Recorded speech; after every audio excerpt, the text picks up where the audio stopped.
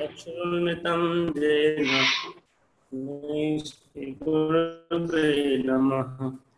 श्रीचैतन्यमनोभीष्टं स्थापितं समरूपा वन्देऽहं श्रीगुरो श्रीयुतापदकमलं श्रीगुरुन् वैष्णवांश्च साग्रजातं सहगणो रघुनाथान्वितं सजीवं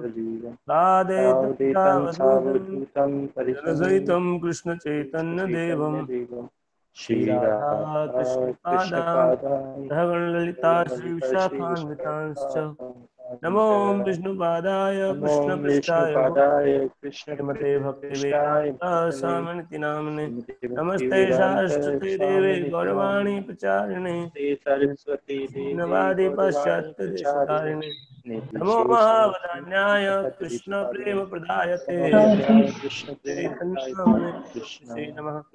हे कृष्ण करुणा सिंधु दीनबंधो जगत्पते गोपेश गोपिका कांत राधा कांत सप्तकांचन गौरांगी राधे वृंदावनेश्वरी देवी प्रणमामि हरिप्रिये पंचाकल्पतरुभ्यश्च कृपा सिन्धुभ्यश्च पतितानां पावनेभ्यो नमो नमः। जय श्री कृष्ण चैतन्य प्रभु नित्यानंद श्रीवासादि गौर भक्त हरे कृष्ण हरे कृष्ण हरे हरे हरे राम राम राम हरे।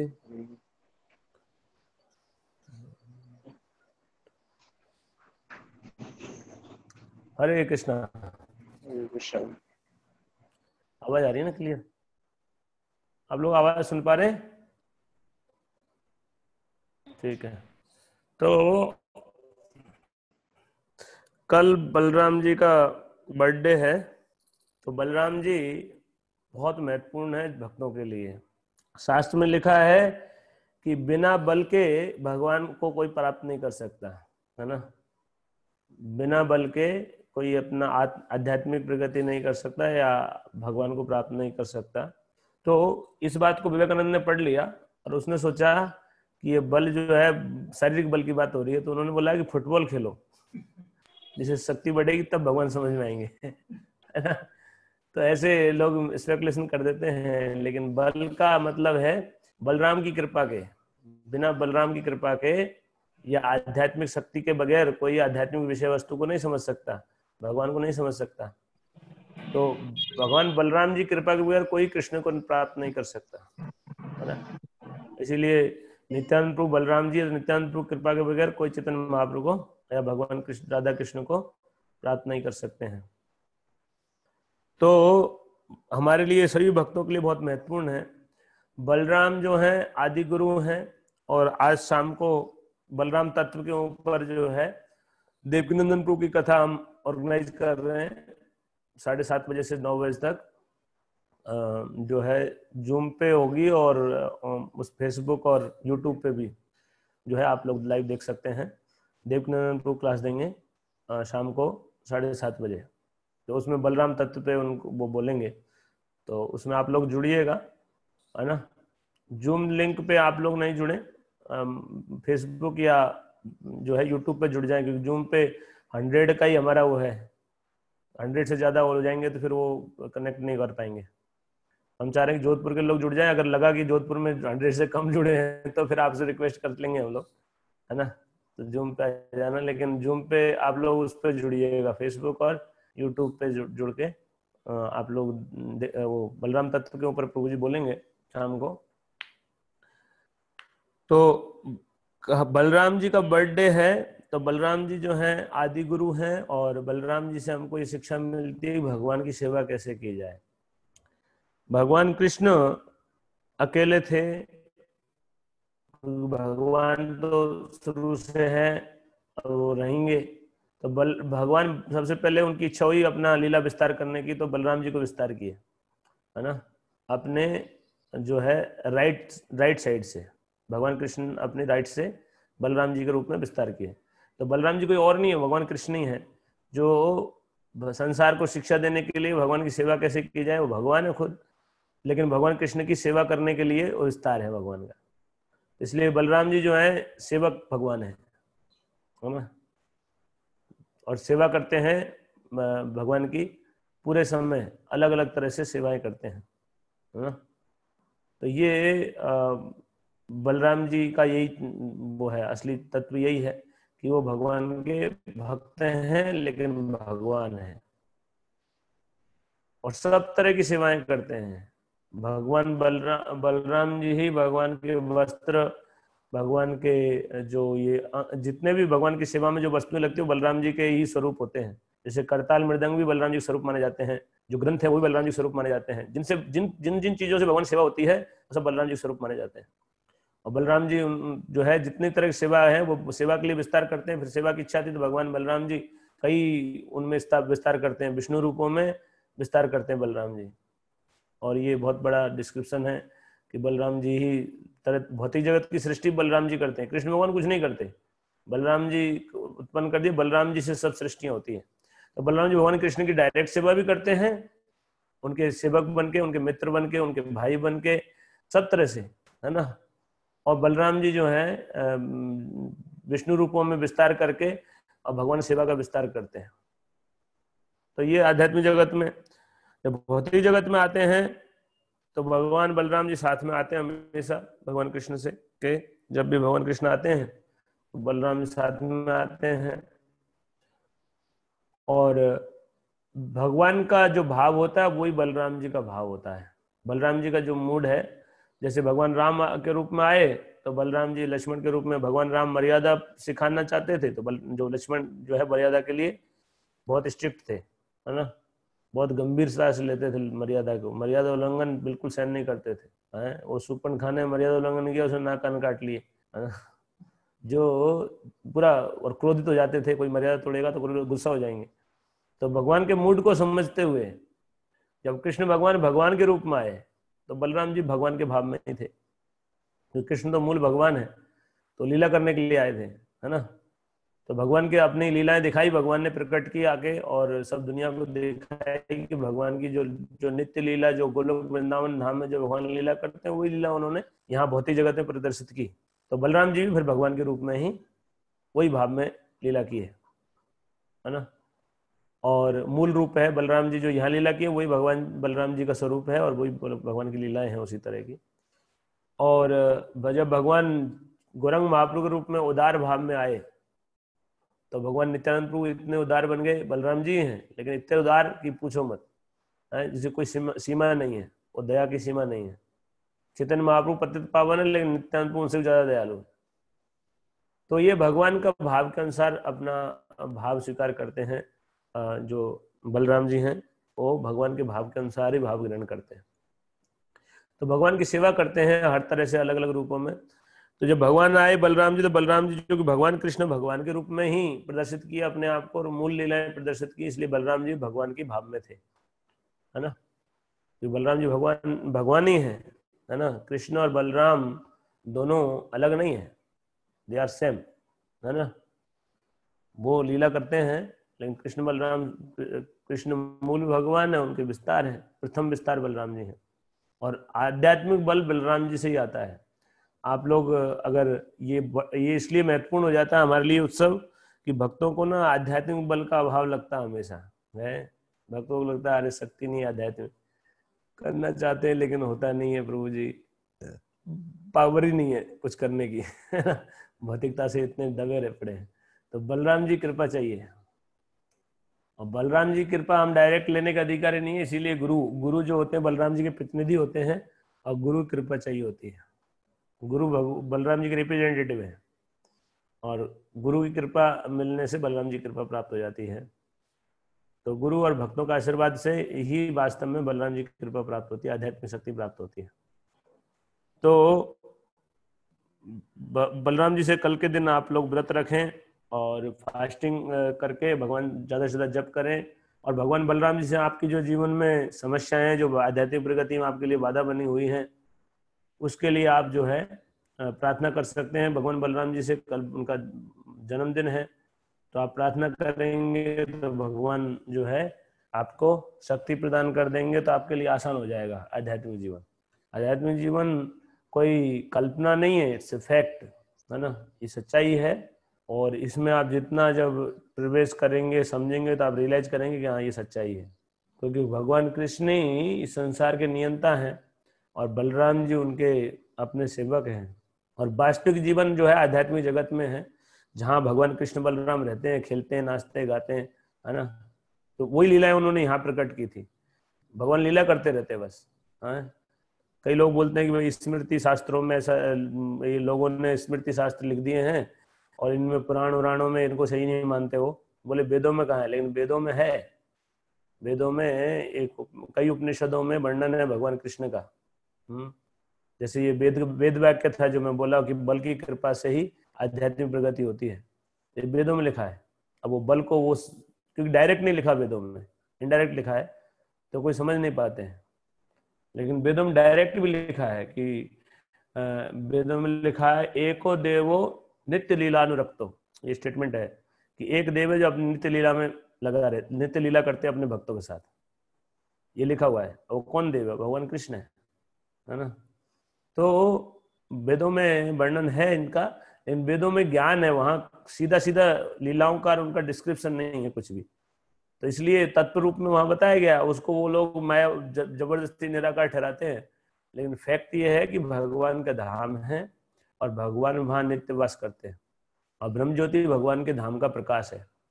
भगवान के से जो प्रकाश निकलता है वो ब्रह्म ज्योति है। तो भगवान के धाम में वो शाश्वत जीवन है वहां पे, स्थायी। क्योंकि हम लोग शाश्वत हैं और ये शरीर बदलता रहता है, हम लोग मरते नहीं हैं। तो बुद्धिमान व्यक्ति को ये कोई केवल कहानियों की बात नहीं है, ये एक मौका है कि हम चाहें तो भगवान की शरण लेके अपने को शुद्ध बना के और भगवान के पास पहुंच सकते हैं, वापस स्थायी जीवन प्राप्त कर सकते हैं। नहीं तो अभी तो जवान है आप लोग, थोड़े दिन बाद बुढ़ापा आएगा, बीमारी से तो घबराए हुए रहते ही हैं। और बीमारी कभी भी आ जाती है। अभी एक बीमारी है, महामारी चल रही है, जिससे बड़े सब घर में दुबक के बैठे हैं, जाते हैं तो सब अंजाम नाक पे वो कपड़ा बांध के जाते हैं। कितना सुरक्षा के लिए टेंशन लेते हैं। लेकिन ये भौतिक जगत में हम कितना भी वो कर ले, जब काल आएगा तब बच भी नहीं पाएंगे।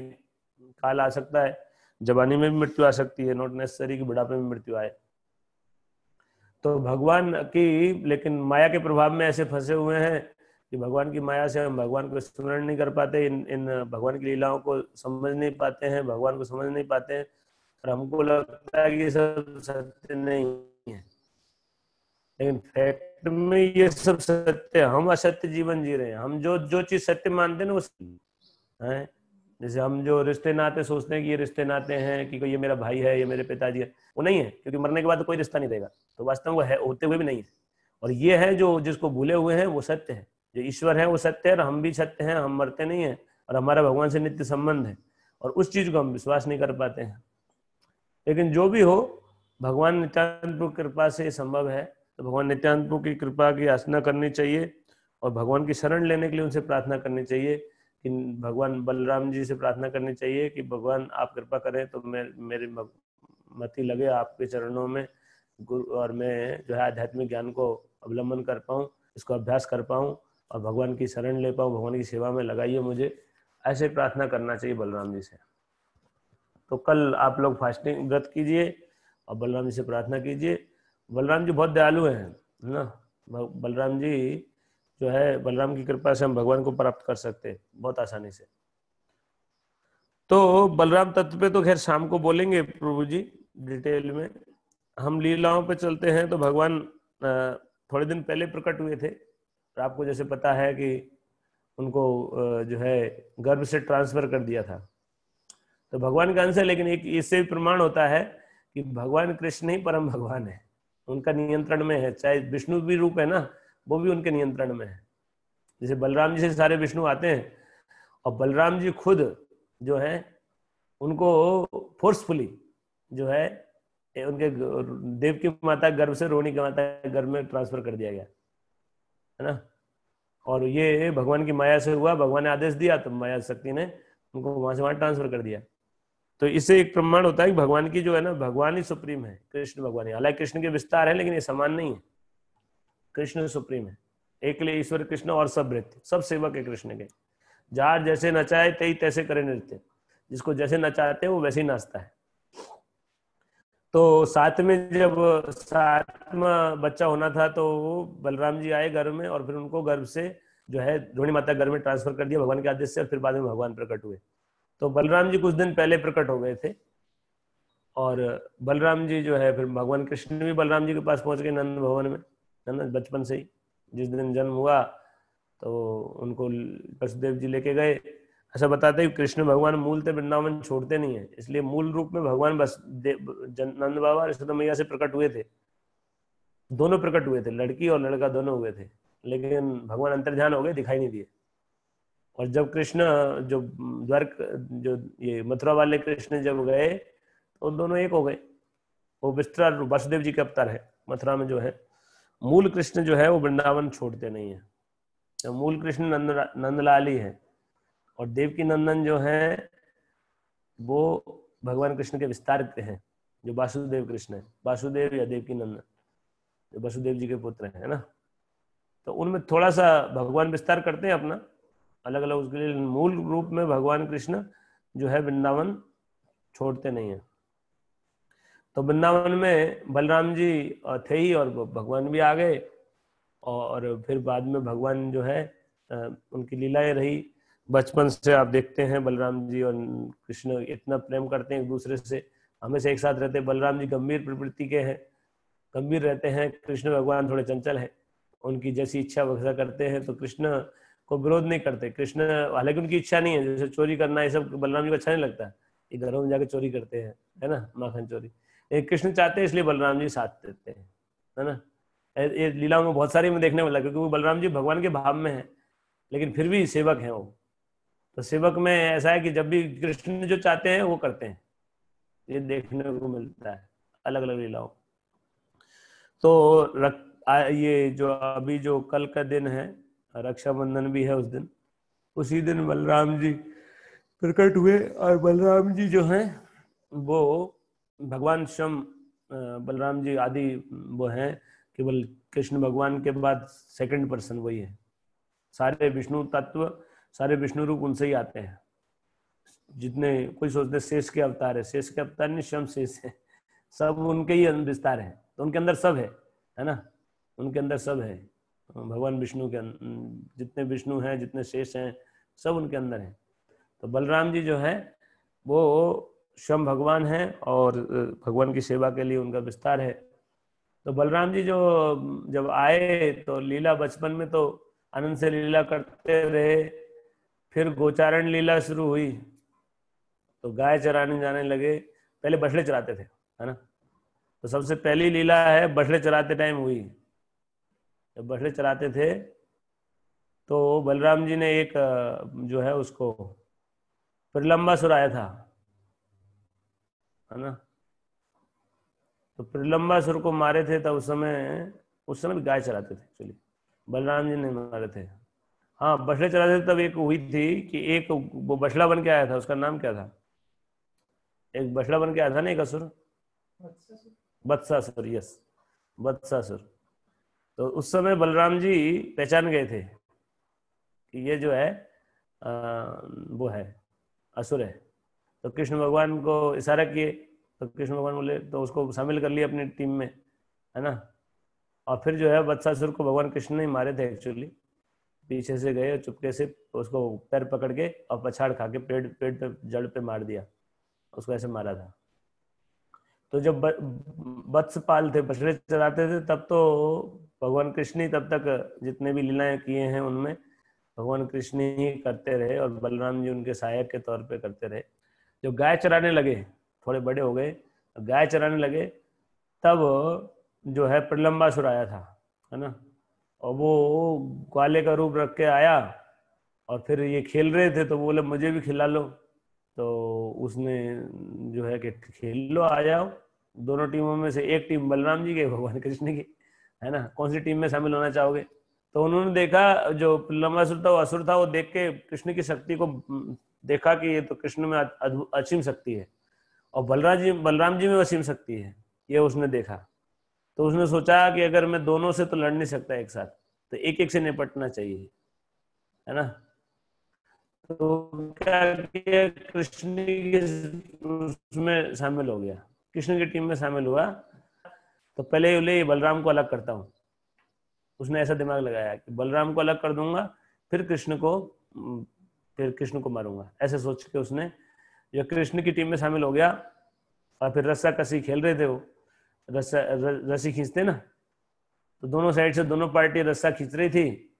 अब शर्त ये थी कि जो हारेंगे उनको जो है जीतने वालों कंधे पे बैठा के ले जाना पड़ेगा, है ना।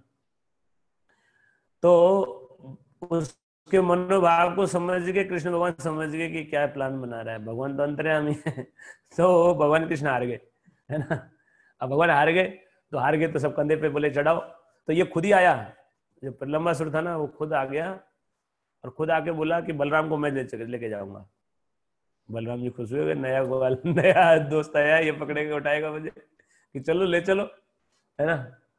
तो उनको उठाया और एक शर्त थी कहाँ से कहाँ तक ले जाना है, कि वही 1 किलोमीटर दूर वो पेड़ है वहां तक, है ना। गाँव में ऐसे ही होता है, अभी भी खेलते हैं ना लोग, तो ऐसे ही खेलते हैं, वो ऐसे ही पॉइंट बनाते हैं। जो अभी जैसे मैदान में तो सिटी में छोटे छोटे मैदान होते हैं, तो उसी में गोल बना लेते हैं यहाँ तक बस, है ना, ज्यादा होता नहीं है। लेकिन गाँव में खेलते हैं तो वो दूर दूर तक पेड़ होते हैं, तो पेड़ों को गोल बनाते हैं, लक्ष्य कि वहां तक जाना है ना।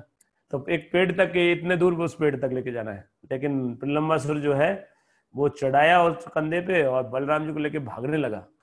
वो देखिए ये तो बड़ा फुर्तीला, बड़ा ताकतवर है ना। बलराम जी एंजॉय कर रहे थे राइड, उनके सर पे बैठ के बड़ा आनंद ले रहे थे, एंजॉय एंजॉय कर रहे थे। लेकिन एंजॉय करते करते वो देखिए वो तो जो पेड़ की दिशा की बजाय दूसरी दिशा में जा रहा है। बलराम जी बोले अरे तुम कहाँ ले जा रहे हो मुझे, तो कुछ बोला ही नहीं और तेज गति से जाने लगा।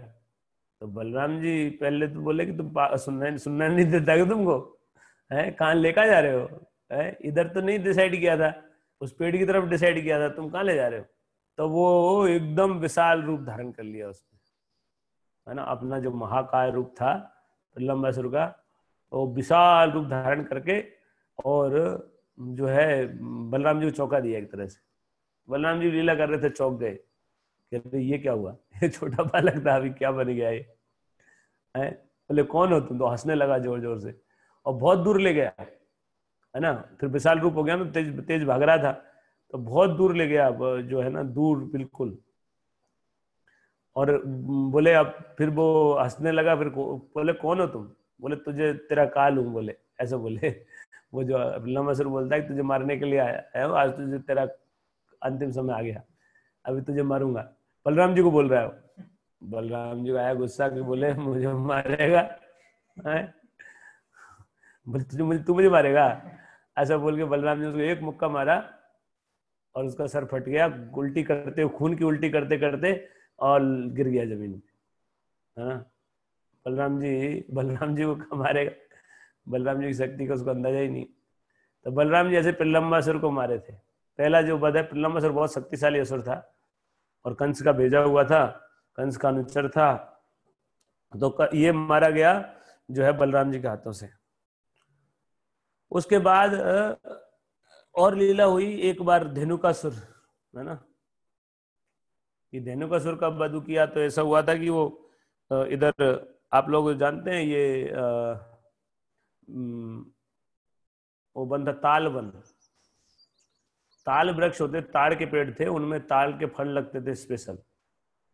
और वो ताल वन था मथुरा के और वृंदावन, मथुरा की तरफ था वो। मथुरा है ना, अभी मथुरा से पहले पड़ता है एक्चुअली, भरतपुर से मथुरा जाते हैं ना, तो उधर पड़ता है तालवन एक्चुअली। अभी तालवन वो नाम है, कुछ है नहीं वहां पे, लेकिन उस जगह ताल के वृक्ष हुआ करते थे।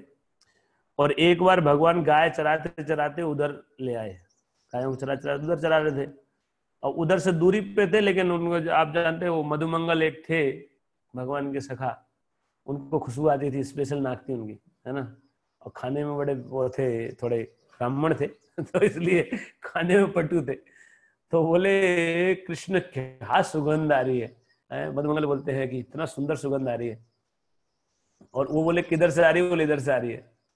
तो दूसरे जो भक्त थे उन्होंने, दूसरे जो गोपाल थे उन्होंने बताया अरे उधर मत जाना, उधर धेनुकासुर रहता है।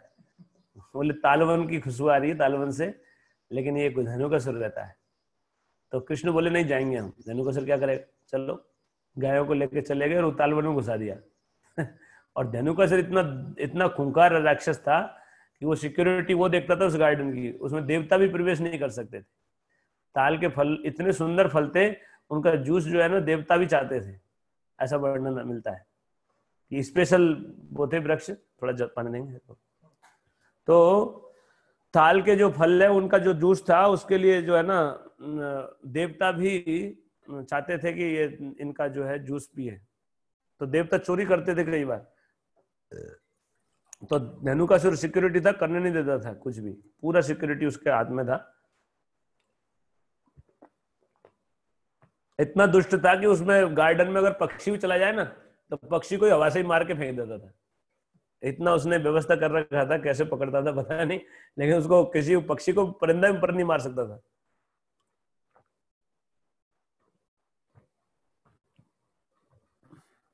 हाई सिक्योरिटी लगा रखी थी उसने पूरा, और सब गधे के रूप में रहते थे, है ना। उसके पास इच्छाधारी शक्ति थी कि वो जो रूप बनाना चाहे, असुरों के पास ये शक्ति होती है कि असुर जो है ना अपना जो रूप बनाना चाहे वो रूप बना लेते हैं, है ना।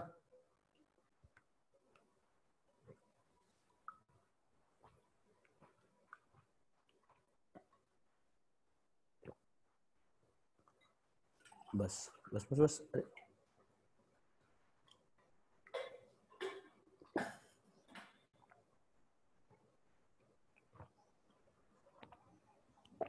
तो लेकिन असुरों की बुद्धि होती है ऐसी, है ना, वो गधे की जैसी बुद्धि होती है, उन्हें गधे का रूप अच्छा लगता था, है ना, गधा बन के रहता था, और उसके दोस्त भी गधा गधा बन के रहते थे।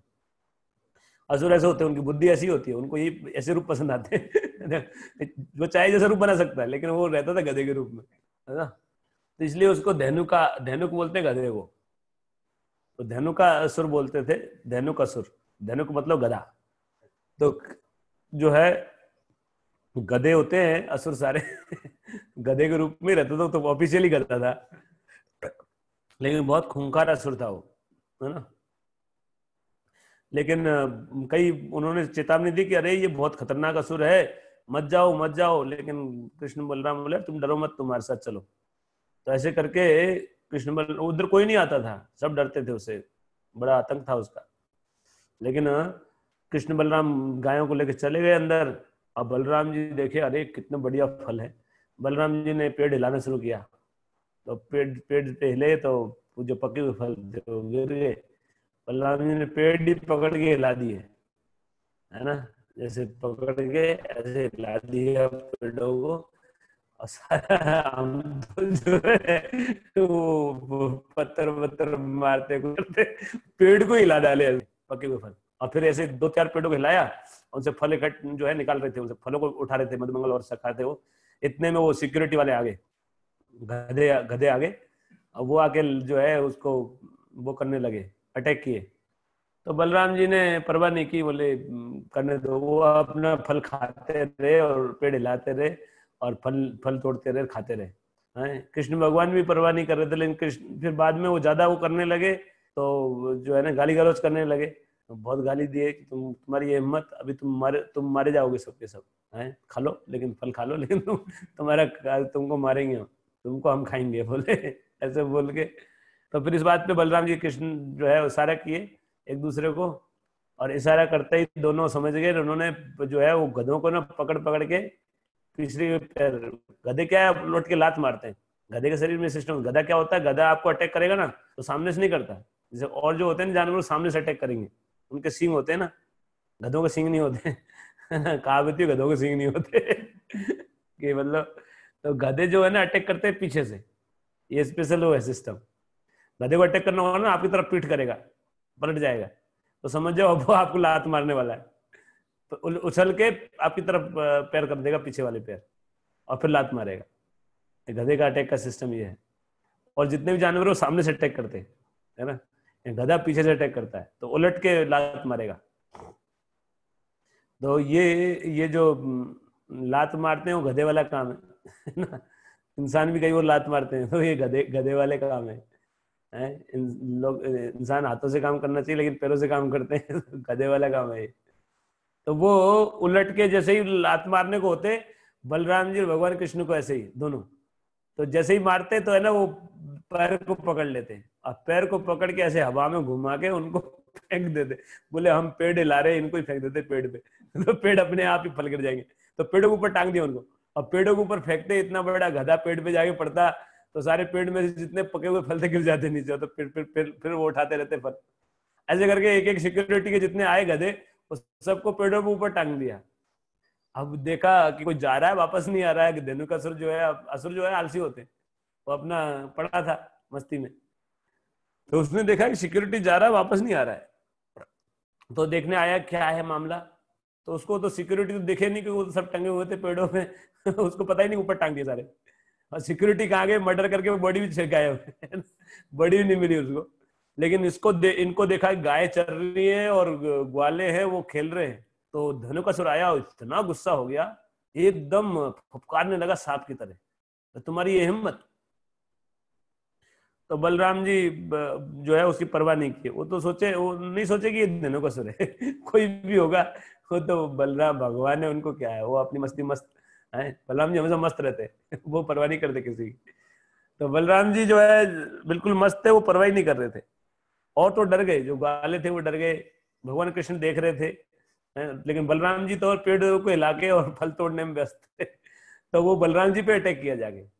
जो धनुकासुर है वो आया और बलराम जी के छाती पे लात मारी उछल के। अब बलराम जी को पता ही नहीं चला कि लात भी मारी है बलराम जी के, वो पहले जो कर रहे थे वही करते रहे तो उसको और गुस्सा आया, बहुत ज्यादा गुस्सा आया, फिर गाली देने लगा। तब बलराम जी ध्यान गया कि अच्छा ये कुछ बोल रहा है तो बलराम जी को जब बोलने लगा, तो फिर जब लात मारने आया तो बलराम जी उसको पैर पकड़ के ऐसे घुमाया कि घुमाते इतना तेज घुमाया, गुस्सा आ गया था बलराम जी एक्चुअली, और ऊपर इतना गुस्सा नहीं आता, ऐसे ही मार दिया था उनको। इसको जब बलराम जी को पहले लात मार दिया, फिर गाली दे रहा था, तो इसको पैर पकड़ के ऐसे घुमाया, और वहां में इतना तेज घुमाया उसी से जान निकल गई घुमाते ही टाइम में जान निकल गई थी है ना। अब फिर घुमा के उसको फेंका तो बहुत सारे पेट टूट गए उससे, है ना, वो बड़ा भारी था वो। तो ऐसे करके धेनुकासुर को भगवान बलराम जी वध किए। तो ये धेनुकासुर बहुत शक्तिशाली था, इसे तालवन को मुक्त कराए। तो बलराम जी के कई लीलाएं हैं इनमें, जिसमें असुरों को तो मुख्य रूप से दो ही असुर, और एक था द्विविध वानर। द्विविध वानर जो था एक्चुअली भगवान राम की आर्मी में था। ये जो द्विविध वानर था ना, ये इंटरेस्टिंग है ना, ये बहुत इंटरेस्टिंग है वास्तव में, कि द्विविध वानर जो है वो भगवान राम की आर्मी में था और बहुत शक्तिशाली था, उसको कुछ वरदान भी था और बहुत लंबी आयु थी उसकी, लेकिन वो असुरों की संगति से असुर बन गया बाद में। असुरों की संगति, इसलिए ध्यान रखना कि दुष्ट लोगों की संगति कोई भक्त को भी असुर बना देती है, ये शिक्षा है। भले ही अब भगवान राम की आर्मी में सेवा किया है, लेकिन वो दुष्टों के दुष्ट बना, उसका कारण था वैष्णव अपराध। उसने, मुझे ध्यान नहीं आ रहा, लक्ष्मण के प्रति या भगवान के प्रति, लक्ष्मण के प्रति या हनुमान जी के प्रति ऐसे कुछ कभी अपराध किया था उस बानर ने, मुझे पूरी स्टोरी याद नहीं आ रही है, लेकिन द्विविध बानर जो था ना, उसने इस तरह कोई अपराध किया था, जिसके कारण उसको फिर असुरों की संगति में पड़ा और असुर बन गया वो पूरा, है ना।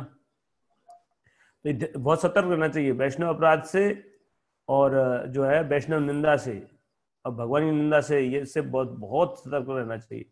कोई करे तो सुनना नहीं चाहिए, है ना, खुद तो करना ही नहीं चाहिए, और कोई करे तो सुनना भी नहीं चाहिए। तो ये नहीं तो असुर बन जाते हैं, भक्त है वही असुर बन जाता है ना।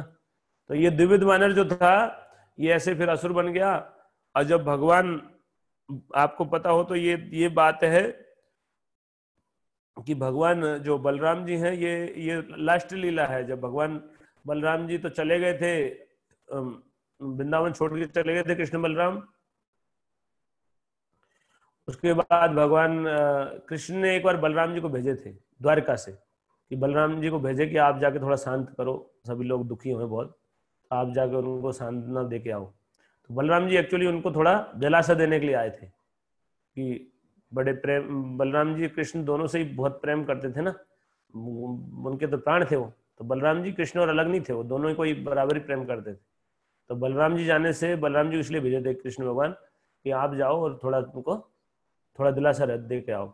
तो भगवान बलराम जी सभी को आनंद दिए, और करीब महीने भर से ज्यादा रुके वृंदावन में, ताकि वो इतने दुखी थे। भगवान कृष्ण तो अंतर्यामी, सब जानते थे कि वो मेरे प्रेम में बहुत दुखी हैं, तो इसलिए उनको वो थोड़ा आराम मिल जाए, उनको शांति मिल जाए, विरह का जो दुख है वो कम हो जाए, इसके लिए बलराम जी। तो बलराम जी का जैसे भगवान कृष्ण रास करते थे, बलराम जी भगवान के रूप में लीला करते थे, भगवान के बलराम जी भी रास करते थे। और बलराम जी की अपनी गोपियां थी और अपने भक्त थे, उनके साथ लीलाएं करते थे, है ना। तो बलराम जी एक बार जो है उस दौरान जब रुके हुए थे तो रास कर रहे थे, और उस समय वो क्या किया कि बलराम जी उनके साथ में थे, अपनी जो सेविकाओं के साथ में, और उसी समय ये जो द्विविद था ना, वो आके बदमाशी करने लगा। वो बलराम जी की उपस्थिति में जो है वो गोपियों को अपने अंग दिखाने लगा। इतना बदमाश हो गया था कि है ना, वो अंग दिखाने लगा अपने, जो ये है नीचे के जो अंग है, जन्नांग दिखाने लगा और भद्दे सारे करने लगा। और फिर है ना जो है हदी तब कर दी बलराम जी की उपस्थिति में, उसने किसी गोपी पर अटैक कर दिया, कुछ तो ऐसा किया था। बलराम जी टॉलरेट करते रहे, उसकी परवाह नहीं की, लेकिन उसके बाद जब वो किया तो बलराम जी उसके पीछे पड़े, तो बलराम जी और उसका भीषण युद्ध हुआ। पहले पेड़ों से लड़ाई की, सारे पेड़ जंगल में जितने पेड़ थे सब पेड़ों से एक दूसरे पे वार करके सारे पेड़ ही खत्म कर दिए। वो इतना शक्तिशाली असुर था, वो था द्विविद बानर जो था वो, ये तो बहुत शक्तिशाली था उस टाइम, त्रेता युग का वो था, बड़ा शक्तिशाली था। तो पेड़ों को उठा उठा के बलराम जी से दूसरा, पेड़ों के बाद फिर चट्टाने पहाड़ थे उधर, वो पहाड़ उठा उठा के मारने लगे। हाँ, फिर बलराम जी ने वो सारे चूर कर दिया, सारा जंगल हो गया। तो फिर वो होने लगा मुष्टिक से, जैसे ना क्या बोलते हैं उनको, बॉक्सिंग। बॉक्सिंग होने लगी, है ना, फाइटिंग में इसमें आ गई।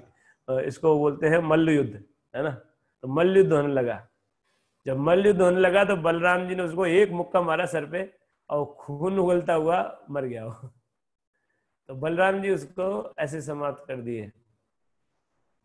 तो ये द्विविध वानर को नष्ट किए थे। ये द्विविध वानर को जो, इससे हमारे आसुरी स्वभाव नष्ट होता है ना। बलराम जी ने जो जो ये किए ना, इनसे ये हमारे अंदर इससे भी देख सकते हैं कि गुरु जो है वो हमारे अंदर इस तरह की प्रवृत्तियों को नष्ट करते हैं। जो गुरु हैं वो बलराम जी के प्रतिनिधि हैं, और गुरु जो है ये जो प्रवृत्तियां होती है भगवान सेवा में बाधा है, और इस तरह की प्रवृत्तियों को भगवान गुरु की सेवा करने से गुरु जो है इन प्रवृत्तियों को नष्ट कर देते हैं। यह असुर ऐसे ही प्रतीक है। और ये बलराम जी कई लीलाएं हैं। ये तो वृंदावन में तो मुख्य रूप से यही तीन तीन असुरों को वध किए थे। और वृंदावन में जो लीला हुई थी दो रक्ष भगवान के जन्मदिन के दिन, सांप वाली जो दो लीलाएं हैं वो भगवान जन्मदिन के दिन हुई थी, ताकि बलराम जी की उपस्थिति में सांप फन नहीं उठा सकते ना। आदि शेष है, उनकी उपस्थिति में कोई सांप का हिम्मत नहीं कि कोई जो है अपना फन दिखा दे।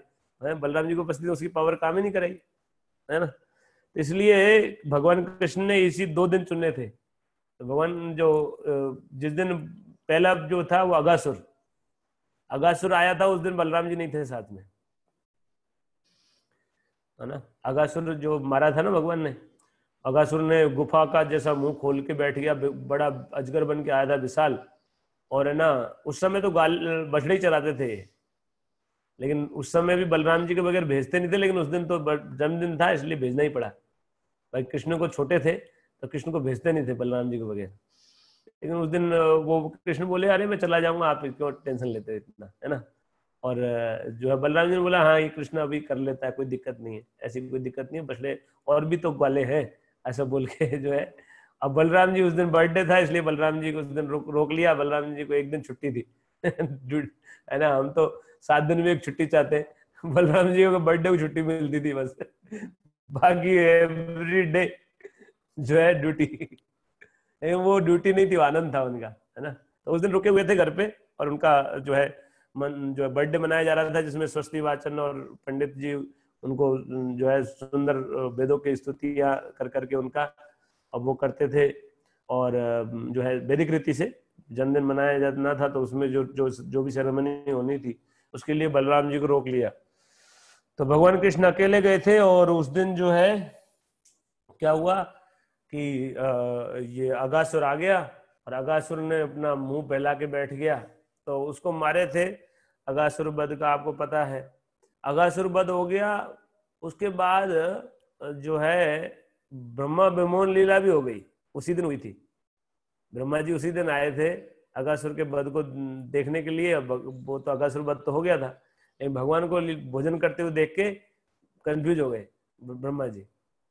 और ये ब्रह्मा जी ने जो लीला की थी, इसका बलराम जी को पता नहीं था, क्योंकि बलराम जी थे ही नहीं। तो लेकिन एक बड़ा सुंदर लीला होती है कि वो ब्रह्मा जी मोहित हो गए, वो लीला आपने सुनी होगी, है ना।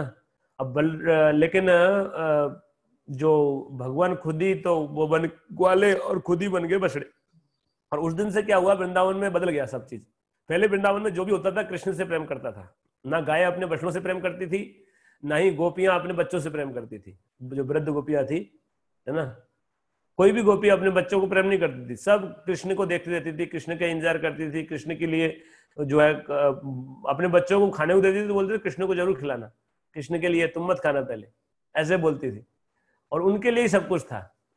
लेकिन ये इस दिन से, जिस दिन ब्रह्म लीला हुआ, जिस दिन बर्थडे था, उस दिन वो बलराम जी गए नहीं थे और उनको पता नहीं हुआ क्या है। लेकिन वो आके देखे तो उन्होंने रोज सुनाते थे बच्चे आके कि आज ये मार दिया, आज मार दिया। उन्होंने कुछ बताया भी नहीं, क्योंकि कृष्ण ही थे खुद, उन्होंने कुछ बताया नहीं कि आज जो आगासुर मरा है और ऐसे कुछ हुआ है ना, क्योंकि कृष्ण ही खुद ही थे। लेकिन एक दृश्य देखा बलराम जी ने, वो कंफ्यूज हो गए इससे।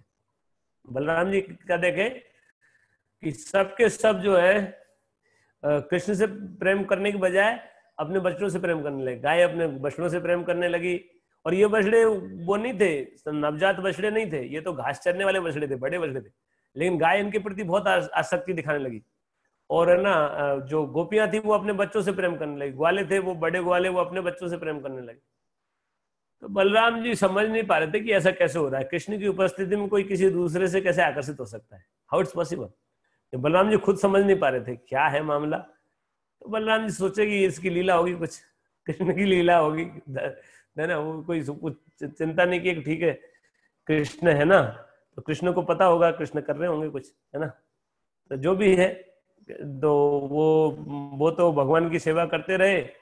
अब एक दिन, एक साल तक ऐसे ही चलता रहा। एक साल बाद ब्रह्मा जी वापस आए। और जब वापस आए, ब्रह्मा जी वापस आए, उससे पहले की बात है, यस, एक साल पूरा नहीं हुआ था, उन्हीं बिटवीन एक घटना हुई। एक साल पूरा हुआ, उसके बाद तो ब्रह्मा जी का लीला समाप्त हुआ, ये वाला भगवान का। लेकिन इन बिटवीन एक दिन क्या देखा कि वो बछड़े चरा रहे थे, ये ग्वाले तो जो छोटे ग्वाले थे वो, और बड़े जो ग्वाले थे वो गाय चराने जाते थे। तो गाय चल रही थी गोवर्धन के ऊपर, और ये तलेटी में, मतलब नीचे नीचे जमीन पे ये बछड़े चरा रहे थे। बछड़े तो ऊपर चढ़ नहीं सकते हैं, लेकिन गाय गोवर्धन के ऊपर चल रही थी और बछड़े नीचे चल रहे थे। और चूंकि ये बछड़े जो थे, ये बछड़े दूध पीने वाले नहीं थे, गाय का दूध पीना तो इन्होंने बहुत पहले ही छोड़ दिया था। ये तो घास चरने लगे थे ना, ये तो घास चरने वाले बछड़े थे। लेकिन और गाय भी जो है ना, ग्वाले क्या होते हैं, गायों को भागे नहीं इसके लिए उनके पैरों में पैर बांध के रखते हैं, और नहीं तो गले में ना एक लकड़ी बांध देते हैं, जिससे कि उनके घुटने में चोट लगे, ताकि वो भागे नहीं। ऐसे व्यवस्था करते हैं एक्चुअली, जो जब छोड़ते हैं गाय भाग जाती, कंट्रोल में नहीं आती। इसलिए कई व्यवस्था होते हुए भी, और पहाड़ी पे चल रही थी वो गाय, उसके बावजूद जैसे ही उन्होंने बछड़ों को देखा, उनके अंदर स्तनों में दूध आ गया, और वो अपने को रोक नहीं पाई, टूट पड़ी, वहां से कूदी और पहाड़ से कूद पड़ी। ये देख के जो वो रोकने, और जो बड़े ग्वाले थे वो रोकने का प्रयास किए, लाठी लेके खड़े थे, नंद बाबा ये सब ग्वाले बड़े, वो बड़े गोप थे, वो रोकने का प्रयास कर रहे थे, लेकिन वो भी रोक नहीं पाए। वो रोक नहीं पाए, फ्रस्ट्रेट हो गए। और गाय जो है जाके बछड़ों से मिल गई, और बछड़े दूध पीने लगे गायों का। सारी गायें बछड़ों को दूध पिलाने लगी, अपने अपने बछड़ों को। और ये देख रहे थे, बड़े ग्वाले थे, वो बड़े गुस्सा हुए कि आज तो सब बेकार हो गया, सारा दूध तो ये बछड़े पी जाएंगे, आज बड़े बछड़े हैं, इनको दूध पिलाना ही नहीं था, है ना। और ये गाय, तो वो गुस्से में आए इनको डांटने के लिए। जो बड़े ग्वाले थे वो स्वाभाविक है, वो गुस्से में आए कि भाई तुम इधर क्यों लाए इनको, तुमको दूध नहीं ले जा सकते थे। ऐसा करके डांटेंगे, फटकारेंगे, ऐसे मारेंगे, पीटेंगे, ऐसा सोच के आए। लेकिन जैसे ही बच्चों को देखा आपने, उनका सारा गुस्सा गायब हो गया और प्रेम उमड़ आया, और वो भी बच्चों को लाड लडाने लगे। जो बच्चे छोटे नहीं थे, बड़े बच्चे थे, ये कोई गोद में खेलते बालक नहीं थे, ये लोग बछड़े चरा रहे थे। तो बड़े गोप थे, मतलब जो बछड़े चरा रहा है मतलब जिम्मेदार बच्चे थे, लेकिन उनको इतना प्रेम करने लगे, गोद में लेके उनको सूंघने लगे, पुचकारने लगे, चूमने लगे, और उनकी आंखों से आंसू बहने लगे। और बलराम जी देख रहे थे, तो बलराम जी कृष्ण को बोल के, कृष्ण की उपस्थिति में सब हो रहा था, तो बलराम जी बोले कि ये क्या मामला है, मैं समझ नहीं पा रहा हूँ है। बलराम जी समझे नहीं, बोले आपकी उपस्थिति में हाउ इट्स पॉसिबल कि गाय जो है अपने बछड़ों से इतना प्रेम कर रही है कि वो आपकी उपस्थिति में भी, है ना, और ये जो बड़े ग्वाले हैं, ये बड़े गोप है, ये आपकी उपस्थिति में दूसरे बच्चों से कैसे प्रेम कर रहे हैं, इसका क्या रहस्य है। तो भगवान कृष्ण ने बताया कि मैं ही हूँ ये वो वो मैं ही बन गया था क्योंकि ऐसा ऐसा ब्रह्मा जी ने ऐसा कर दिया तो मुझे ये करना पड़ा। आपका उस दिन बर्थडे था तो आप गए नहीं थे, तो ये घटना हुई थी। तो बलराम जी को तब तक पता नहीं था। बलराम जी ये बात बोले कि बोले मैं समझ नहीं पा रहा हूँ, इसका मतलब और किसी की माया नहीं, आपकी माया है। ये तो मेरे सामने और माया तो टिक नहीं सकती थी, लेकिन आप सर्वोच्च सत्ता है, आपके आपकी उपस्थित आप ही कर रहे हो कुछ, तब ये तो समझ में आया। बलराम जी बोले आप ही कुछ कर रहे हो, क्या है मुझे सब बता सकते हो। तो भगवान बताए कि ऐसा है। तो ये है कि बलराम जी भी भगवान के रहस्य को नहीं प्राप्त कर सकते। भगवान कृष्ण जब तक चाहे नहीं, बलराम जी भी उनको नहीं जान सकते कि वो क्या कर रहे हैं क्या नहीं कर रहे। ये भगवान की शक्ति है। लेकिन बलराम जी जो है ऐसे सेवक भगवान है, भगवान के प्रथम सेवक हैं, आदि गुरु हैं। तो बलराम जी जो है ऐसे कई लीलाओं में दो, और दूसरी लीला हुई थी जब गाय चराने लगे थे, उस दिन भी बर्थडे था, आज के दिन ही, मतलब आज नहीं कल, कल के दिन जो है कालिया दमन लीला। उस दिन बलराम जी घर पे थे, छुट्टी पे थे। अब उस दिन कालिया जो है कालिया दमन करना, तो भगवान उस दिन देखे कि आज बलराम जी है नहीं, आज कालिया को उद्धार करना चाहिए तो उधर ले गए। और भगवान ने लीला की, वो तो आपको पता है, कालिया को जो है परेशान किया, तो कालिया बाहर निकल के आया, फिर उनके ऊपर नाचे भगवान। तो जब नाचे थे तब उनको खबर लगी थी, नाचने से पहले उसने बांध लिया था कालिया ने, भगवान बंध गए उसके पास में, और कालिया घूर रहा था खा जाएगा ऐसे। और ये बात की जब जब कालिया ने भगवान को पास में मान लिया, तो अपशकुन दिखने लगे। अपशकुन दिखने लगे तो सब चिंतित हो गए कि आज बलराम जी भी नहीं गए, कृष्ण कुछ हो नहीं जाए। सब कृष्ण की चिंता करने लगे, तो वहां आए, बड़ी लंबी कथा है। तो वो एक घटना भी रक्षाबंधन के दिन हुई थी, और जिसमें बलराम जी भी साथ में घर से आए, गांव से सब, जब सारे आए, बच्चे बूढ़े सब, ग्वाल और सब जो गोपियां सब आए, नंद बाबा यशोदा मैया सब रो रहे थे। अब बलराम जी हंस रहे थे, बलराम जी रोक रहे थे उनको, नहीं तो वो तो बोले हम भी मर जाएंगे, कृष्ण नहीं बचेगा तो हम भी मर जाएंगे, ऐसा करके तो उनको बड़ी मुश्किल से रोक रहे थे बलराम जी। तो बलराम जी जो है, ये कुछ लीलाएं हैं जो इस दिन हुई थी। भगवान कृष्ण की दो लीलाएं जो है इसी दिन हुई थी, बलराम जयंती के दिन।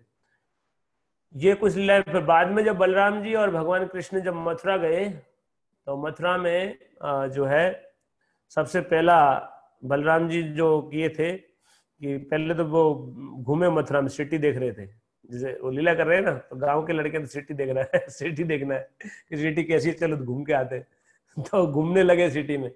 और सिटी में घूमते घूमते जो है दो तीन कांड कर दिए है ना। एक तो वो जो वो था, एक कपड़े धोने वाला जो उसका धोबी, उसका गर्दन काट दिए भगवान कृष्ण है ना, उसको थप्पड़ मारे, उसका गर्दन काट लिया थप्पड़ मार के, उसे कपड़े छीन लिए सारे, और सारे कपड़े पहन के दर्जी पे कृपा की, दर्जी ने सिल दिया था, तो दर्जी पे को आशीर्वाद दिए, भक्ति दी। और उसके बाद कृष्ण बलराम के बारे में जो कृष्ण भक्त थे वो तो जानते थे, तो जो द्वारका मथुरा में भी कुछ लोग थे जो कृष्ण भक्त थे, तो उन्होंने स्वागत किया कि कृष्ण आए, और उन्होंने खूब उनका स्वागत किया, भगवान के रूप में उनकी पूजा की, ऐसे करके सबकी सेवा लेते हुए।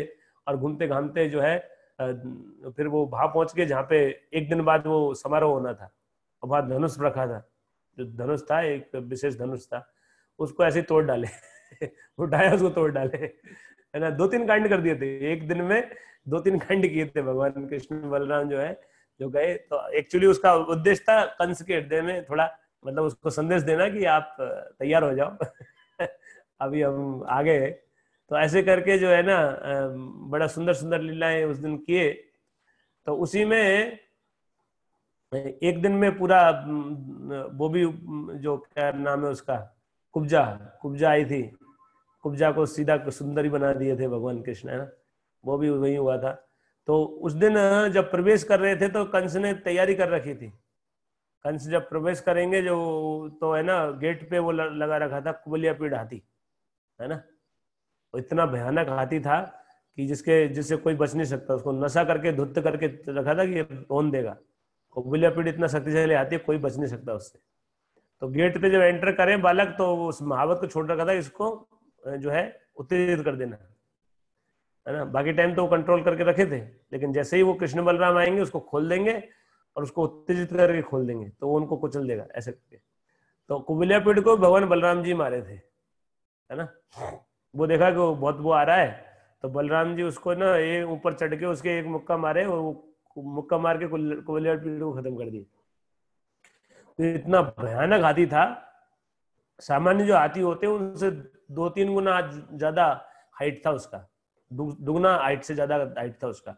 सामान्य हाथी की साइज होती है ना, उससे दुगनी हाइट से ज्यादा था, और उसके दांत इतने विशाल विशाल थे। तो बलराम जी ने एक दांत तोड़ लिया उसका एक दांत तोड़ के कंधे पे रख के, आपने फोटो देखे होंगे जब सभा भवन में गए ना, तो सबूत के रूप में, वो तो जान रहे थे, अक्रूर जी ने सब बता दिया था, इसलिए जान रहे थे, तो कंस को डराने के लिए कि कुबल्यापीठ रखा था ना तुमने, बोले ये देख तेरा उसका दांत लेके आया हूँ तो ऐसे करके सभा में प्रवेश किए। खून खून लगा हुआ दांत था, जड़ से उखाड़ा था, उसमें खून लगा हुआ था उसका, उसको कंधे पे रख के उसको लेके गए थे बलराम जी अंदर, है उसको मार के कुबल्यापीठ को और अंदर लेके गए। फिर वहां जो है वो जो 5 पहलवान थे, है ना, उनसे मरवाने की योजना थी, अगर कुबल्यापीठ से बच गए तो पहलवानों से मरवा दूंगा, ये सोचा था कंस ने। तो 5 पहलवान सबसे भरोसेमंद थे, बहुत शक्तिशाली थे। क्या नाम था? सल, तोसल, क्या है, चाणूर, मुष्टिक, सल, तोसल, और एक और था, क्या नाम था उसका, 5 थे वो, नाम मैं भूल गया। तो जो है ये चाणूर, मुष्टिक, सल, तोसल, और एक नाम मैं भूल गया हूँ। तो 5 पहलवान थे, वो बहुत विश्व के सबसे शक्तिशाली वो थे। WWE वाले कुछ भी नहीं, इनको ऐसे मसल दो, ऐसे शक्तिशाली वो थे। तो ऐसे जो है आप भगवान के सामने तो क्या शक्तिशाली, भगवान ने उनको ऐसे उठा उठा के मारा, वो हवा में फेंक दिया। और लास्ट वाले को तो ना मारा था ना, तो उसको लात मार के उसको फेंक दिया, वो ऊपर आसन पे बैठा था कंस, उसके सामने जा गिरा वो अरे फुटबॉल की तरह खेले उनके साथ जो असुर थे दोनों, कुछ बलराम जी ने मारे, कुछ भगवान कृष्ण ने मारे, 5 में से। तो ऐसे करके एक एक को मार के सबको, और फिर भगवान कृष्ण ने जो है कंस का वध किए थे। और इस तरह से भगवान कृष्ण के साथ सब लीलाओं में थे बलराम जी। बाद में राजा बने, जो राजा उग्रसेन को ही बनाए वापस, और उनकी सेवा में रहे। फिर बाद में जरासंध को जब पता चला कि जो है ये कृष्ण ने कंस को मार दिया, तो बड़ा गुस्सा हुआ, और जरासंध ने चढ़ाई किया मथुरा के ऊपर।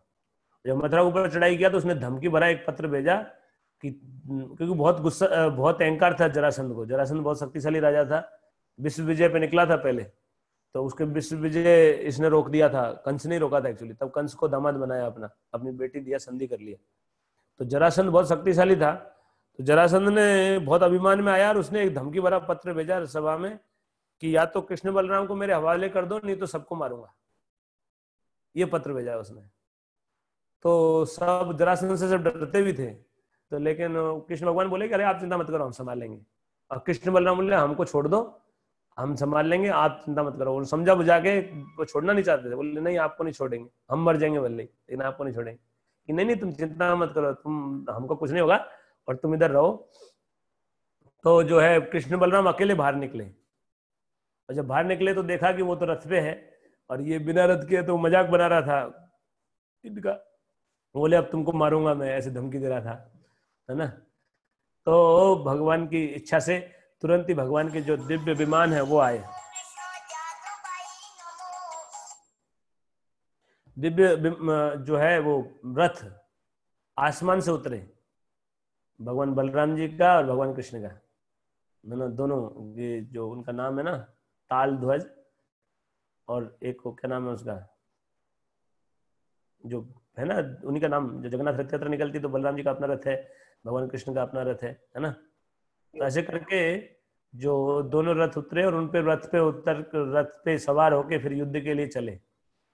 फिर युद्ध, भगवान उसने बोल गाली दे रहा था, तो बोले तुम बातें कर रहे हो, तुम क्षत्रिय लगते नहीं हो, बोले क्षत्रिय तो युद्ध करो, ये क्या बकवास कर रहे हो। और फिर जब युद्ध शुरू हुआ तो भगवान कृष्ण जो है उन्होंने युद्ध शुरू किया। पहले उन्होंने अटैक किया, एक साथ जो है ना इतना बाण वर्षा हुई कि वो ढक गए, जैसे बारिश के समान बाण बरसे उनके ऊपर, भगवान कृष्ण बलराम के ऊपर। तो ऊपर जो जो स्त्रियां जो है ना छतों से देख रही थी मथुरा के, उनकी तो जान अटकी हुई थी, वो देखी कि कृष्ण ढक गए, कृष्ण ढक गए, सब मूर्छित हो गई और रोने लगे, सारा हाहाकार मच गया मथुरा के अंदर। जब पता चला ना कि उसने ऐसा कर दिया है, तो उनको लगा कि शायद मर गए, ऐसे सोचे। लेकिन फिर कृष्ण बलराम ने बाहर निकले और सारे तीरों को हटा के, और फिर उन्होंने जब अटैक किया, भगवान कृष्ण ने सारंग धनुष से जो है धनुष तभी उठाया था पहली बार, उससे पहले तो हाथों से ही करते थे, जो काम तमाम करते थे। अब धनुष से युद्ध किया और भगवान बलराम जी गदा और हल संभाले, है ना। ये जो है ये लीला बाद में शुरू की थी, बाकी वहाँ हाथ से ही किया था, जो किया था वृंदावन में जितने असुरों को मारा हाथों से, कोई हथियार इस्तेमाल नहीं किए। लेकिन यहाँ जो है सारंग धनुष से भगवान ने ऐसा वो मचाया, एक साथ मारना शुरू किया, तो है ना जितने घोड़े थे, हाथी थे, आदमी थे, सबकी गर्दन काट डाली भगवान कृष्ण ने एक साथ। और एक साथ इतना खून बहा कि नदी बहने लगी खून की, एक साथ इतने जितने सेना थी ने एक साथ सफाया कर दिया।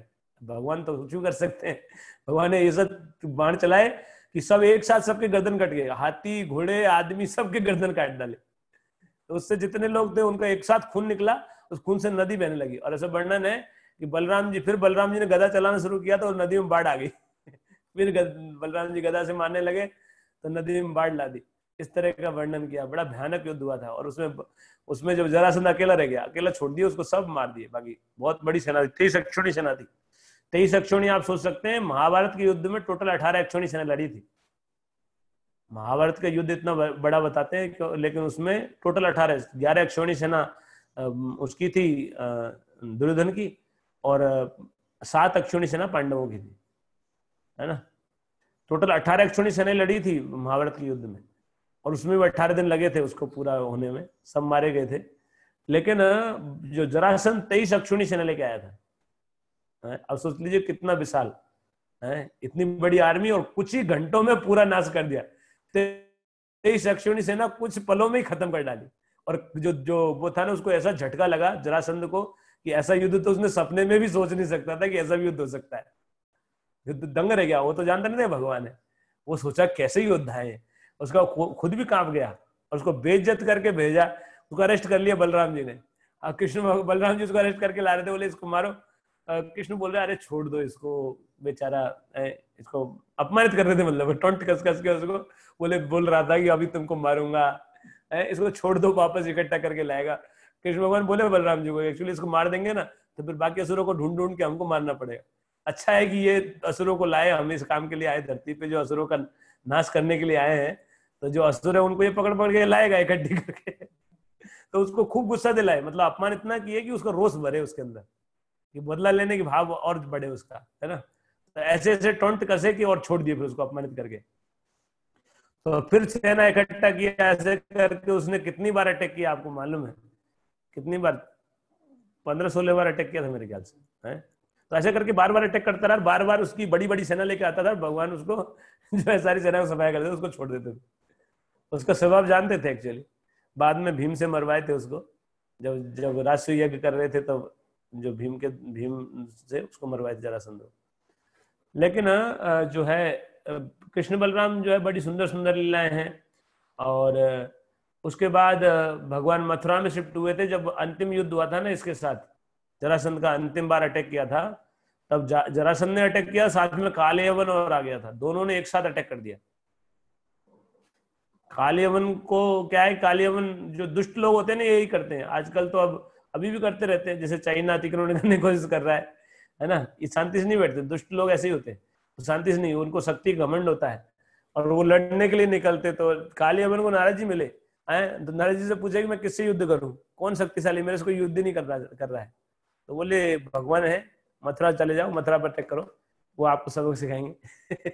तो वो मथुरा पे चढ़ाई कर दिया था कालयवन, और जरासंध आ ही रहा था, जरासंध पहुंचा नहीं था, उससे पहले ही ये पहुंच गया था। तो इसलिए मथुरा पे संकट देख के भगवान ने रात में ही सारी मथुरा को ना, विश्वकर्मा को बोला द्वारिका बसाने को, रातों रात जो है विश्वकर्मा ने द्वारिका खड़ी की, एक नाइट में ही द्वारिका बन गई, और द्वारिका में शिफ्ट भी कर दिया सब सोते हुए को। पूरे जो सोए थे मथुरा में और जगह द्वारका में, जो द्वारका मथुरा के वासी थे सबको शिफ्ट कर दिया। और फिर भगवान निकले बाहर, तो कोई तो था नहीं, ना आर्मी थी ना आदमी थे, कोई नहीं था, भगवान खुद ही निकले पैदल, सबको तो शिफ्ट कर दिया था उधर, और निकले और भागने लगे, है ना। तो भाग गए तो वो तो पीछे नहीं पड़ा, बोले कायर भाग गए डरपोक, है ना। जो जरासंध था वो बोले ये तो कायर है, भगोड़े हो गए, इनके क्या पीछे करना। लेकिन कालियावन बोला मुझे लड़ो, अरे मुझसे लड़ो और वो पीछे पड़ता रहा कालियावन। जरासंध भी पड़ा था, यस, जरासंध पीछे पड़ा था। और जरासंध ने क्या किया कि है ना, एक भगवान एक पर्वत पे चढ़ गए, तो जरासंध ने उस पर्वत को चारों तरफ से जो है ऑयल डाल के आग लगा दी उसमें। कितना बड़ा वो होगा उसका पास, गोला बारूद होगा या तो कैसे आग लगाई पता नहीं, पूरे पर्वत में आग लगा दी। ये गुजरात में है ये पर्वत, में गया हूँ वहां पे, वैष्णव महाराज के साथ एक बार गए थे। वो पर्वत पे जिसपे भगवान चढ़ गए थे, उस पर्वत में आग लगा दी थी। और पहले एक्चुअली हुआ ये था कि पहले कालियावन पीछे पड़ रहा था, जरासंध बाद में पहुंचा था, क्योंकि मैं जैसे बता रहा था ना, द्वारका पे पहले चढ़ाई की थी कालियावन ने, और कालियावन जब आके घेर लिया तो भगवान निकले और वो भागने लगे। फिर कालियावन को मुचुकुंद की गुफा में घुस के उसका अंत करवा दिए।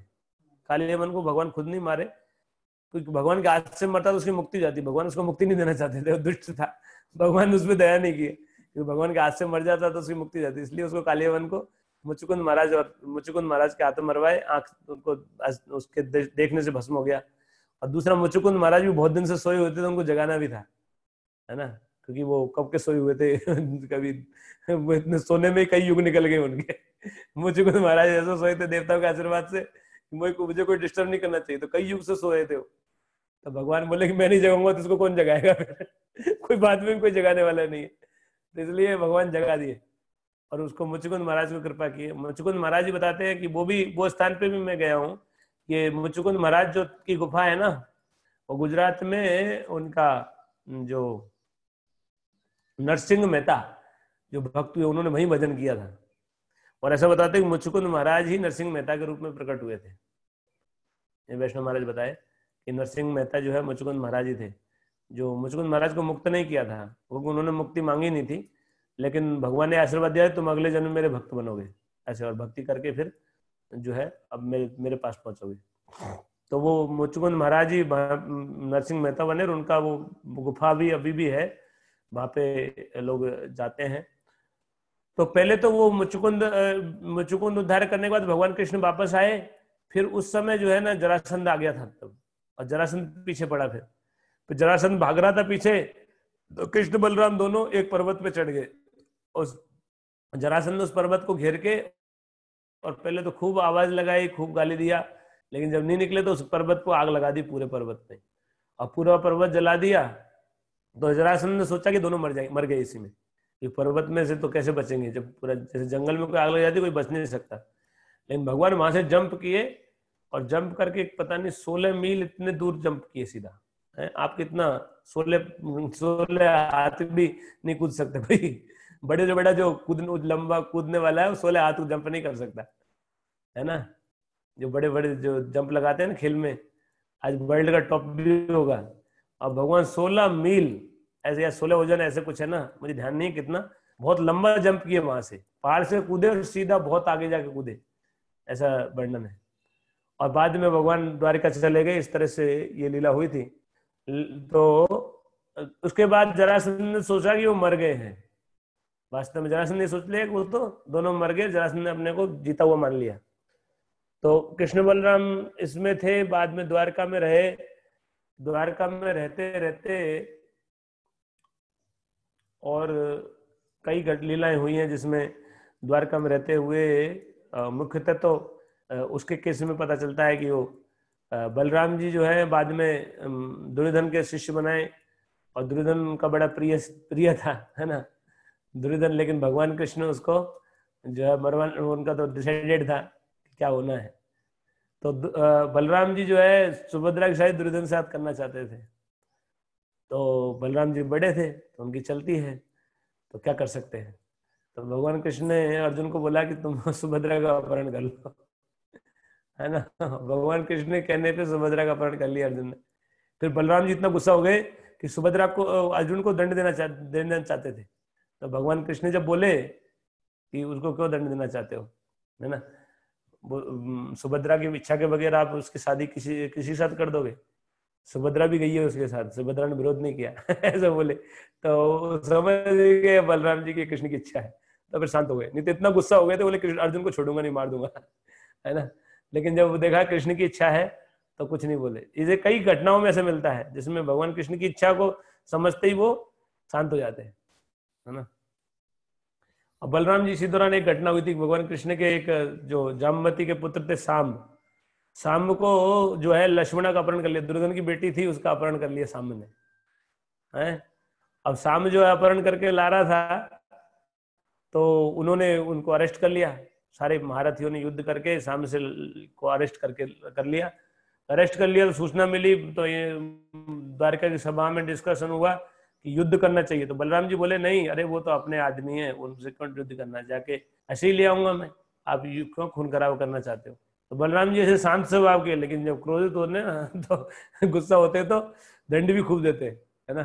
तो बलराम जी जो है उनको वहां गए और नगर के बाहर है ना कैंप लगाया अपना, और सूचना भिजवाई कि मेरे को शाम को लेके आ जाओ।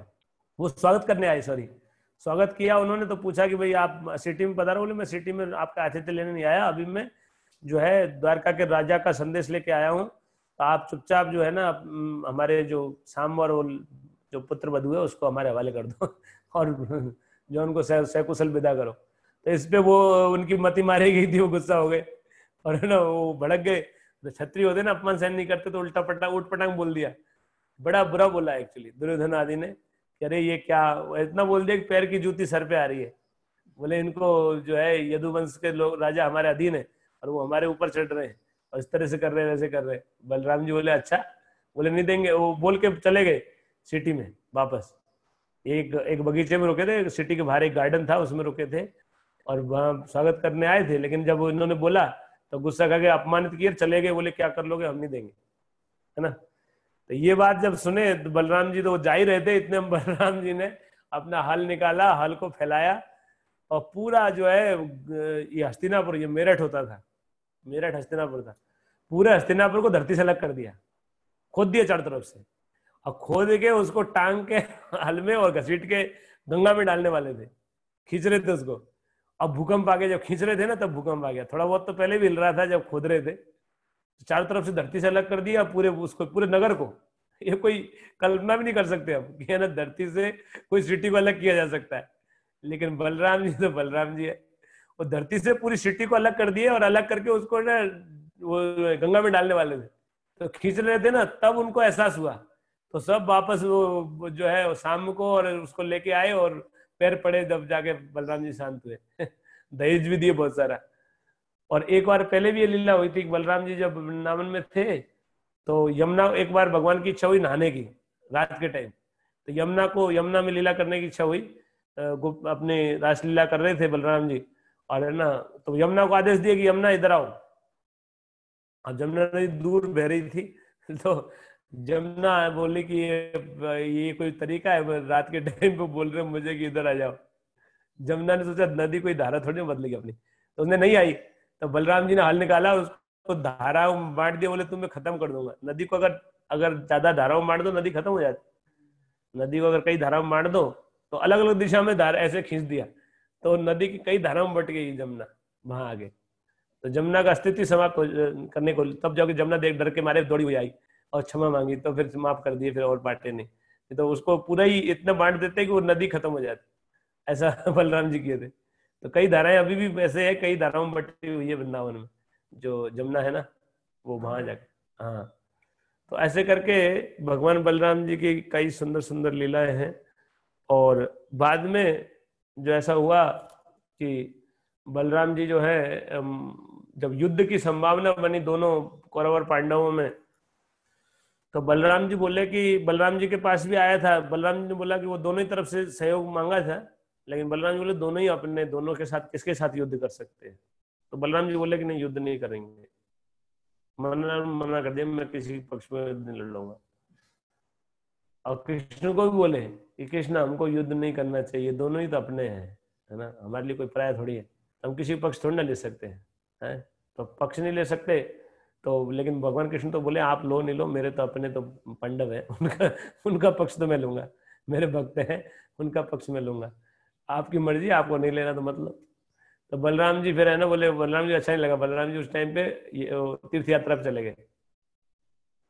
और तीर्थ यात्रा पे गए, तीर्थ यात्रा करते करते एक जगह नैमिषारण्य पहुंचे, वहाँ कथा चल रही थी, रोमहर्षण कथा कर रहा था। और वहां जाके जो है बलराम जी पहुंचे, तो सारे देखे कि भगवान आए हैं, बलराम जी तो भगवान है स्वयं।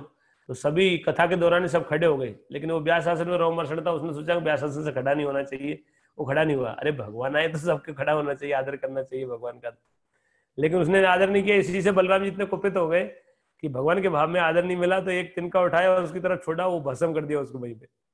मतलब उसका अंतिम संस्कार ऐसा जो इलेक्ट्रिक जो उसमें होता है ना, ऐसे उसको पूरा ही कुछ बचा ही नहीं, उसका भस्म ही कर दिया, राख भी नहीं बची, ऐसा हाल है। तो ये बलराम जी है, अद्भुत पराक्रम है। फिर बलराम जी ने वो मार दिया उनको, तो वो ब्राह्मण बोले कि हमने इनको आशीर्वाद दिए थे, अब हमारे आशीर्वाद झूठे कर दिया आपने, है हमने आशीर्वाद दिया था दीर्घ जीवी का, और आपको जो है ना सारे ज्ञान का, सबका। और ये सत्संग चल रहा था, ये कथा सत्र पूरा हुआ नहीं था, और ये बड़े विद्वान थे, और ये हमारी हमने आशीर्वाद दिया था कि तब तक, तो वो सब बेकार हो गए। तो बलराम जी देखो ब्राह्मणों को इतने प्रिय है, ब्राह्मण बलराम जी कृष्ण भगवान को प्रिय है, ब्राह्मण बलराम जी को प्रिय है। बलराम जी बोले ब्राह्मणों को कि आप कहो तो मैं जिंदा कर देता हूँ। तो फिर बलराम को ब्राह्मण जब बोले, तो बलराम जी को जब बोले, तो ब्राह्मण बोले कि देखो आप भगवान है, अब आपने जो कर दिया वो तो कोई और उपाय कीजिए, क्योंकि अब आपकी इच्छा को अब वो होना भी अच्छा नहीं है, हमारा वरदान भी रह जाए, और आपकी आपकी इच्छाएं आपने मार दिया तो ठीक है, ये मरा ही रहे, लेकिन हमारा वरदान अब कैसा, देखिए ब्राह्मण क्या बोले कि ये मर भी जाए, जिंदा भी हो जाए, अद्भुत बात है ना। तो बलराम जी बोले ठीक है मैं ऐसा ही करता हूँ। अब बलराम जी ने क्या किया कि आशीर्वाद दिया कि इसका जितना ज्ञान है वो सूत को लग जाएगा, जो कि पिता का प्रतिनिधि होता है, इसलिए जितने आशीर्वाद आपने दिए वो पुत्र को लग जाए, और सूत गोस्वामी कथा करेगा आगे जाके। बाद में नैमिषारण्य में सूत गोस्वामी ने कथा की, है ना। तो जो सूत गोस्वामी थे वो रोमहर्षण सूत के बेटे हैं सूत गोस्वामी, और सारा ज्ञान और सारा वो आशीर्वाद जो थे ब्राह्मणों के, वो सूत को मिल गए, और ये व्यवस्था बलराम जी ने ट्रांसफर कर दिया उनके अकाउंट से उसके अकाउंट में डाल दिया। तो एक ये है, भगवान का अपमान करने से सब चला जाता है, चाहे कुछ भी हो, है ना। भगवान का अपमान किया तो बलराम जी का इतना वो है। और फिर जो है बलराम जी पर तीर्थ यात्रा करते करते जब महाभारत का युद्ध में पहुंचे, तब सब हो गया था, लास्ट दिन था, वो दुर्योधन और भीम में युद्ध चल रहा था, गदा युद्ध, तब बलराम जी पहुंचे थे। बलराम जी देख रहे थे, भगवान कृष्ण बोले कि है ना, भगवान कृष्ण ने इशारा किया कि जांग पे मारो, और जो है उन्होंने जांग पे मारा, तो बलराम जी एकदम आग बबूला हो गए कि ये मैंने नहीं सिखाया, दोनों को बलराम जी ने शिक्षा दी थी गदा युद्ध की, दुर्योधन को और भीम को। और वो दुर्योधन को ज्यादा बड़ा गदा युद्ध का वो मानते थे, और गदा जलाने में दुर्योधन ज्यादा एक्सपर्ट था, लेकिन शक्ति में जो है भीम से कुछ बहुत कम था दुर्योधन की शक्ति। तो जो है जब जंगा पे मारे ना, तो इतना गुस्सा हो गए, भीम को मार देंगे ऐसे, बोले तुझे आज मार दूंगा मैं। तो भगवान कृष्ण बोले अच्छा, बोले तुम यही करते होगा, तीर्थ यात्रा में यही सीख के आए हो, जब युद्ध था तो तीर्थ यात्रा करने चले गए, और तीर्थ यात्रा में गए तो वहां एक साधु को मार के आ गए, मार दिया। भगवान कृष्ण बहुत टोंट करते थे उनके ऊपर कि अच्छे तीर्थ यात्रा करने गए, वहां जाके एक साधु को मार दिए, है ना, अच्छी तीर्थ यात्रा की आपने। और फिर बोले यार युद्ध में इतने दिन, तो तब तो बोले तीर्थ यात्रा करूंगा, अब आके जब लास्ट में आके सारा क्रेडिट खुद लेना चाहते हो, है आपको पता है यहाँ क्या क्या हुआ है, तो इसलिए अभी कुछ मत करो, है ना। ऐसे बलराम जब कृष्ण भगवान बोले चुपचाप चले गए, क्योंकि भगवान की इच्छा के विरुद्ध नहीं जाते बलराम जी, उनकी इच्छा होती है, उनकी इच्छा कृष्ण भगवान की इच्छा के विरुद्ध नहीं जाते, लेकिन जब उनको पता चल गया कि कृष्ण की यही इच्छा है, दैट्स ऑल। इससे हमको एक सीखना चाहिए, जो बलराम जी जो सारे बल के आगार है, सारी पावर, सब कुछ, सारे अनंत ब्रह्मांड उनके नियंत्रण में है, और जो है ना सभी विष्णु जिनके अंश हैं, और जो सब शक्तिमान एक तरह से, कृष्ण के बाद सेकंड पर्सन वही है, लेकिन वो इतने शक्तिशाली होते हुए कृष्ण के प्रति पूरी तरह आज्ञाकारी रहते हैं। हमको समझना चाहिए, हम लोग कोई भी बात पे भड़क जाते हैं अब में, और फिर है ना भगवान की भक्ति के प्रति थोड़ा वो हो जाते, उदासीन होने लगते हैं। लेकिन ये समझना चाहिए कि बलराम जी अपनी इच्छा को तुरंत त्याग देते हैं। जैसे उनको पता चलता है कि कृष्ण की ये इच्छा है तो कृष्ण की इच्छा के विरुद्ध कभी नहीं जाते बलराम जी। तो हम तो क्या है, हम तो कुछ भी नहीं है, हम तो भगवान के जो है तुच्छ अंश भी नहीं है, तुच्छ अंश है तो अंश, लेकिन हम लोग जो है गिरे हुए अंश है। भगवान गीता में बोलते हैं ना, अक्षरस्य अक्षरेव च, जो गिरे हुए च्युत है, हम लोग अपनी पोजीशन से गिर गए हैं, हमारी कोई वैल्यू नहीं है। लेकिन बलराम जी कौन है? बलराम जी तो श्वांश है भगवान के, और प्रथम श्वांश है, प्रथम श्वांश विस्तार है। और वो जो है जिनसे सारे विष्णु आते हैं, वो भगवान की ऐसी सेवा करते हैं। तो ऐसे बलराम जी भगवान के प्रिय है, और बलराम की जी भगवान की सेवा में हमेशा रत रहते हैं। तो बलराम से प्रार्थना करनी चाहिए और भगवान की कृपा प्राप्त करनी चाहिए। कल का दिन जो है बड़ा महत्वपूर्ण है। तो आप लोग कल फास्टिंग कीजिएगा दोपहर तक सेगार से, और सेगार वाला लीजिएगा, अन्न वाला अवॉइड करिएगा संभव हो तो, संभव नहीं हो तो जो भी है, लेकिन जैसे संभव हो ये करिएगा। और ठीक है, बलराम जी की यही लीलाएं मुख्य रूप से। बाद में जब लास्ट लीला की थी तो बलराम जी समझ गए थे कि अभी जाना है। जब वो लड़ाई हुई, आपस में लड़ रहे थे सारे जो वो लोग विष्णुवंशी सारे आपस में लड़ रहे थे, और बलराम जी कृष्ण भी आक्रमण कर रहे थे। बलराम जी समझ गए कि कृष्ण अब जाना चाहते हैं, तो बलराम जी उनका भाव समझ के बलराम जी जो है वो जो क्षेत्र है, प्रभास क्षेत्र है, वहाँ पे बलराम जी शेषनाग के रूप में अंदर जमीन में प्रवेश कर गए, वो स्थान है। और फिर भगवान कृष्ण अकेले बैठे थे पेड़ के नीचे, तब वो भील आया था और वो सब, फिर भगवान उद्धव आए, उद्धव को उपदेश दिए, उसके बाद भगवान चले गए। तो ये भगवान कृष्ण की लीलाएं हैं जिनमें बलराम जी हमेशा साथ में रहे, और भगवान की साथ की सारी लीलाएं उन्होंने संपन्न की। ठीक है, हरे कृष्ण। कोई प्रश्न है आप लोगों का? कुछ कल हम बोल रहे हैं कि जूम क्लास होगी शाम को, उसमें अगर पार्टिसिपेंट कम हो तो अलाइव करने के आ सकते हैं। वो मैंने बोल दिया इनको। जूम पे लिंक आप शेयर नहीं करेंगे अभी, जरूरत लगी तो आप लोगों को शेयर कर देंगे, देख लेना। वैसे वो आप लोग फेसबुक पे और उस पे यूट्यूब पे देखिएगा, लेकिन साथ में आप अवेयर रहिएगा। कम पड़ेंगे लोग, आपको शेयर कर देंगे जूम लिंक, और जूम पे जुड़ जाइएगा। लगभग 7:45 बजे के बाद ये होगा, पता चलेगा, है ना। लगभग प्रभु जी आएंगे 8 बजे, एक्चुअली 7:30 बजे, लेकिन 7:45 बजे तक प्रभु जी लेक्चर शुरू करेंगे। आप लोग जुड़ जाइएगा और देखते रहिएगा। कोई प्रश्न है तो पूछिए। हरे कृष्ण।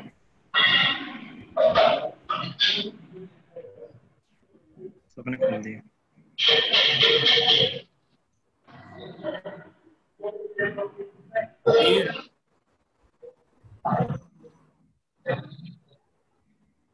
ठीक है,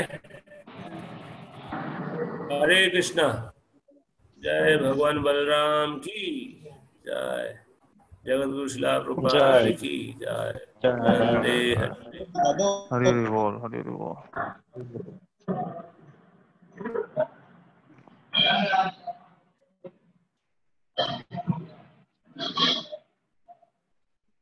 बोल।